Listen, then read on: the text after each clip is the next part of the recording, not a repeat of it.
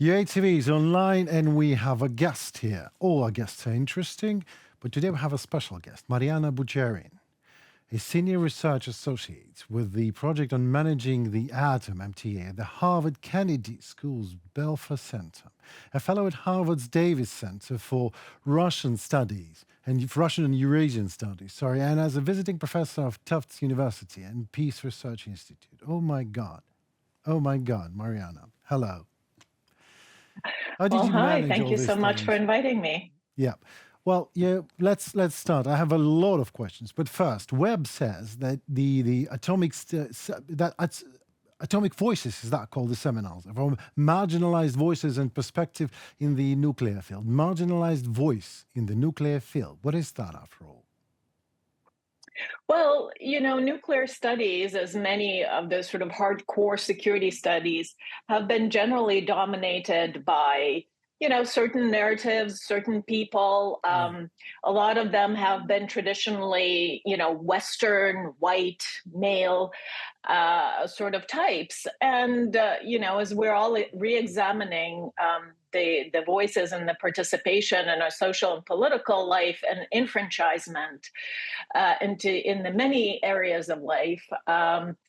Security studies and nuclear studies are not immune from that. So, as part of this effort to include and broaden enfranchisement and our own perspective on things nuclear in this world, MTA has launched this series of seminars, Atomic Voices, that examines topics and perspectives that have been marginalized over the years. So the voices of, for instance, indigenous communities who suffered disproportionately from nuclear testing the world over, in the Soviet Union, in the United States, British testing in Australia, French testing in Polynesia, French Polynesia. It is usually people who don't have enough power to stand up for themselves, who have bore the brunt of some of the worst things of nuclear testing. The same goes for women and women's participation in nuclear discourses. So these are some of the topics we've been exploring.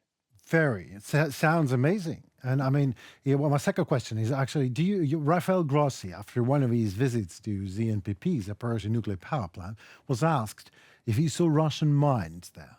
And he answered positively, well, maybe even too positively, if you ask me. He said, yes, there were mines, Russian mines, but it's for safety. I mean, do you think it is good and safe for the world's nuclear safety to have Rafael Grossi guarding it by means of Russian mines? Well, the issue of IAEA's role from the beginning of this war and Russia's takeover and Mm, continuing occupation of Zaporizhzhia nuclear power plant has been discussed. It's been both positive and controversial. And that, like many things in life, there are there's certain necessities to which the IEA has responded, and we're grateful to them for that. But there are certainly very serious limitations as to what the IEA and Director General Grossi personally can do. And I think the right thing and the more honest thing would be to be more explicit about these limitations on the part of the IEA and DG Grossi himself. Certainly, nuclear security and safety is the mandate of the IEA, but the IEA has no power to impose any of the things, right? It's a bearer of standards and recommendations which the national governments are responsible to implement in their own, on the facilities for which they're responsible.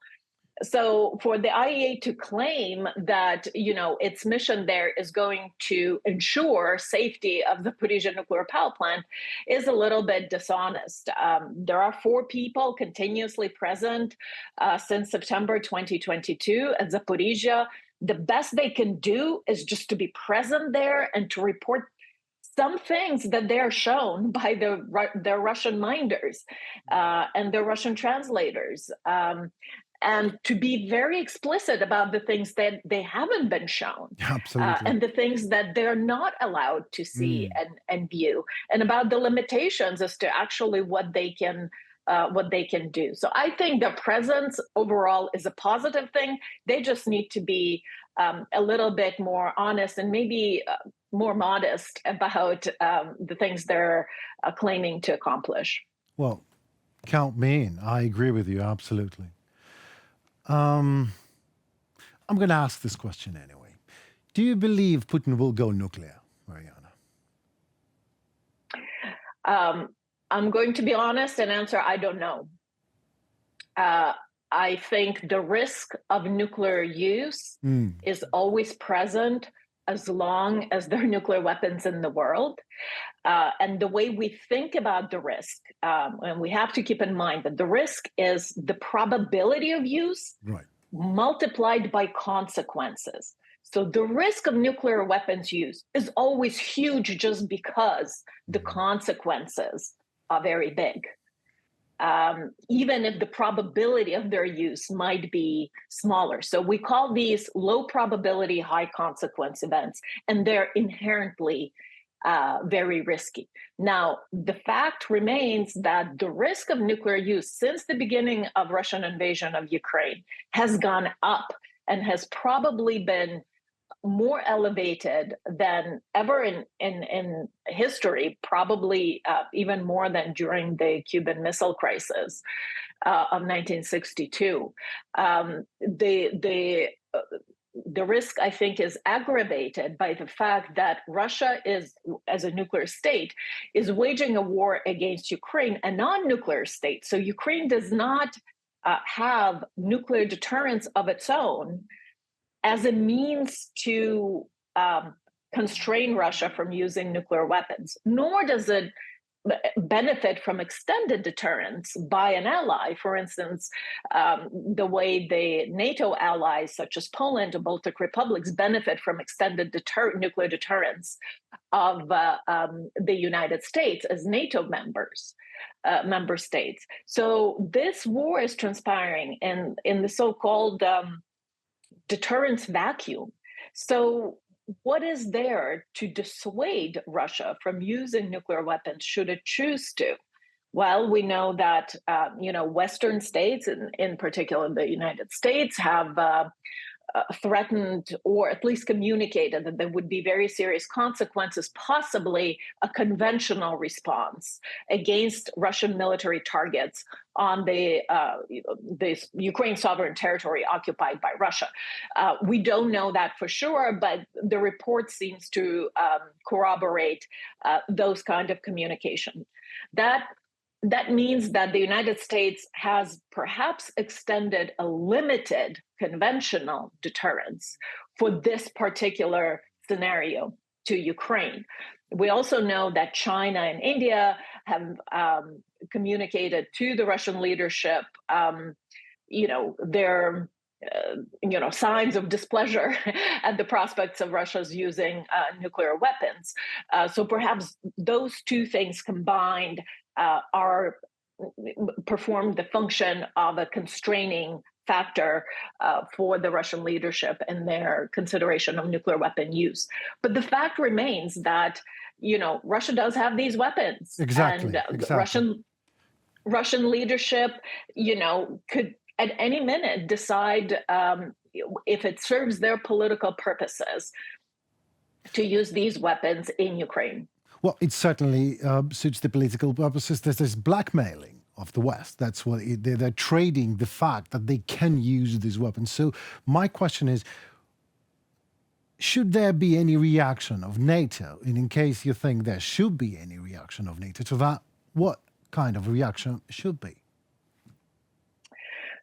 So you're right in saying that Russia's nuclear threats and all this nuclear rhetoric and signaling has been primarily directed to Western countries, NATO and the United States, with the purpose of preventing them from helping Ukraine, right? To prevent the direct involvement of the NATO states on Ukraine's side in the war, but also to stop the provision of military aid. In the first instance, you know, we can say, all right, Russian threats might have been successful, although we don't know if Western restraint from taking direct part in this war on the side of Ukraine is actually due to these specific threats or due to the general deterrence, to the general kind of systemic state of affairs that makes nuclear states reluctant to engage by conventional means with each other. That has been the case throughout the Cold War between the Soviet Union and the United States, and that likely remains so. But the provision of military aid has been affected to a degree by Russian threats and the fear of escalation by Western partners of Ukraine. It has not been entirely successful, these threats, because the aid keeps coming. But the timing and the kinds of weapon systems that are being provided and the conditions with which many of those systems came, at least initially, has been connected to this induced fear of escalation. And Russia knows that and plays that card over and over again. If you see the trajectory of Russia's nuclear threats and rhetoric, the way it, goes louder and then kind of quiets down. I think there's a pattern emerges that whenever the United States smells weakness or reluctance on the Western part, it just keeps leaning into this nuclear theme. That Right. seems to be the case. But the moment the West shows resolve and calls Russia bluff with these systems, that these threats go they ring hollow.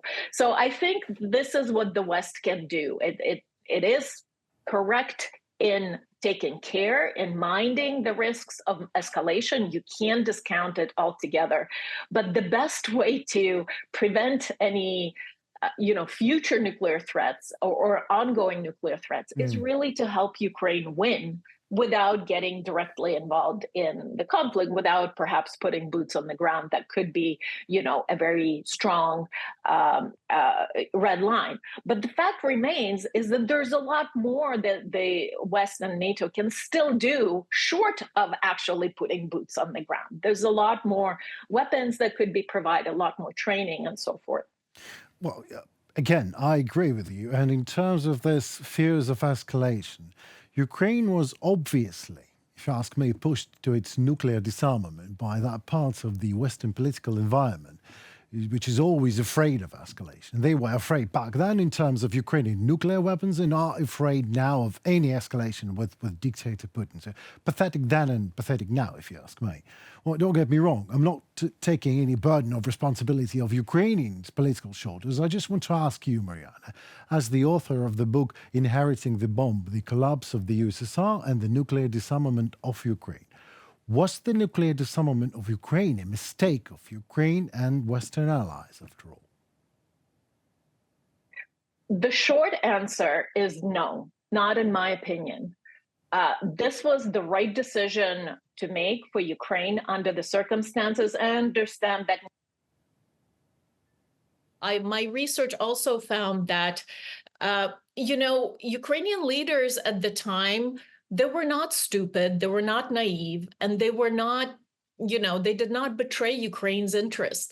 They were operating in a very difficult environment with very few points of leverage. And they did make an earnest effort to negotiate a deal for Ukraine. And I think under the circumstances, they did obtain a deal, no matter what we think about it today. There was financial compensation for fissile material, highly enriched uranium, plutonium contained in the warheads that Ukraine gave up. There was technical assistance for disarmament from the West, and there was the famous or now infamous Budapest Memorandum. I want to emphasize that at that point for Ukraine, the choice was not between getting more than that and getting what Ukraine did. It was actually, the choice was between getting nothing at all and getting what Ukraine did. You're right in noting that Ukraine, a very young country, just 3 years old, found itself at a negotiating table with 2 nuclear superpowers. Even the best negotiators cannot overcome some of these objective limitations with, a faltering economy, with very difficult political situation in the country that ensued after the Soviet collapse. So I want to emphasize that this was not a blunder. It was something that Ukrainian leaders made in a well-considered way. Now, do we all wish it went differently? Of course. But we have to judge historical decisions in their own historical context. What I think has been a blunder and a mistake is basically, not just Ukraine, but Ukraine's Western partners, not to acknowledge just how unjust that system seems to be, the system of non-proliferation on the one hand and nuclear possession on the other hand, Absolutely. that privileges some states with nuclear weapons, but leaves others disarmed. Ukraine is not the only non-nuclear state, nor is it the only state that has disarmed. South Africa has given up its nuclear weapons. Kazakhstan did, Belarus did, right? So it is incumbent on the guardians of this international system to do more. This, what I think, is a mistake, and its biggest manifestation was in 2014, the moment the Budapest Memorandum was very brazenly violated by one of the nuclear weapon states, one of the guarantors under the Budapest Memorandum. I think it was incumbent on other signatories, the United States and the United Kingdom and their partners, to do far more in that moment for Ukraine. That was done, and that would have communicated very clearly what happens to states, how international community supports states who have done the right thing. You know what I mean? Yeah, absolutely. I know what you mean. And thank you so very much for your position. I agree again with you. So the next question actually comes from the previous one. So do you think the Western states, the United States and United Kingdom should make it up for Ukraine? And should Ukraine have a nuclear weapon after the war? I'm sorry, I lost you there for 1 minute. Could you repeat the question? Sure. My question was that after Ukraine wins the war, do you think that the Western parts of the political environment, like the United States and United Kingdom, the civilized West, should make it up to Ukraine, and Ukraine should have nuclear weapons again after the war? Do you think this is the right decision for the world to take? I don't think adding more nuclear states and more nuclear weapons into the world is the answer. What I do think is that security vacuums, these gray zones, including deterrence vacuums as it is, they create green lights for aggressors. We've seen this happen. So the security vacuum over Ukraine needs to be eliminated, needs to be closed up. And that could be only done through NATO membership. And the provision of extended nuclear deterrence to Ukraine. This, I think, is the answer. Certainly, much better answer, even though it's reliant on nuclear weapons. But it's a much better answer than for Ukraine to launch its own nuclear weapons program. It was just a question. Thank you so very much, Mariana, for your time and for your expertise. It was a lovely conversation. We'd love to do more. Thank you so much for inviting me, and I'm always glad to be your guest. Thank you so very much. Goodbye. Bye-bye.